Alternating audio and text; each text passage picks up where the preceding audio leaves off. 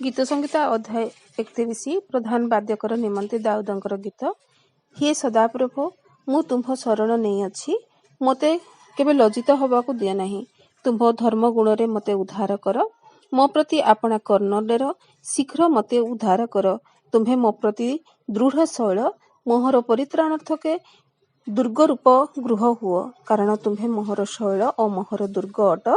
एथिपाई निज नाम सकाशु मते पथ देखाई कढ़ाई नियो। सेमाने गोपन मो पाई जो जाल पाती अछंती तहिरु मते अटारी नियो, कारण तुम्हे मोहर दृढ़ दुर्ग। मु तुम्भ हस्तरे आपणा आत्मा समर्पण करे। हे सदाप्रभ सत्यमय परमेश्वर तुम्हे मते मुक्त करिअछ। जो माने मिथ्या असार विषय मानती सेमानकु मु घृणा करे, मात्र मु सदाप्रभुଙ୍କ ठारे निर्भर रखे। मु तुम्भ दयारे आनंद और उल्लास करिबी, कारण तुम्हे मोहर क्लेश देखिअछ। तुम्हे दुर्दशा समय रे मो प्राणर तत्व नहीं अछ। पुणी शत्रु हस्तरे तुम्हे मते बंद करी नाह। तुम्हे प्रशस्त स्थान रे मोर चरण स्थापन करिअछ। हे सदाप्रभ मो प्रति दया कर, कारण मु विपदग्रस्त। दुखरे मोहर चक्षु, मोहर प्राण और मोहर शरीर क्षीण होउअछि, कारण दुखरे मोहर जीवन और हाहाकार मोहर वर्ष बही जाउअछि। मो अपराध सकाशु मोर बल क्षीण होउअछि और मोर अस्थि सब क्षय पाउअछि। मु आपणा समस्त विपक्षक सकाशु आपणा प्रतिबासी मानकर अत्यंत निंदास्पद और आपणा परिचित मानकर भयस्थल होइअछि। मते बाहरे देखिला लोक माने मो निकटकू पळाइले। मु मृतलोक तुल्य मनरु विस्मृत होइअछि। मु भग्न पात्र सदृश, कारण मु अनेकଙ୍କ ठारू निंदाबाद शुणिअछि। चतुर्दिगरे आशंका, से माने मो विरुद्धरे एकत्र मंत्रणा कला बेले मो प्राण नेबा पई संकल्प कले।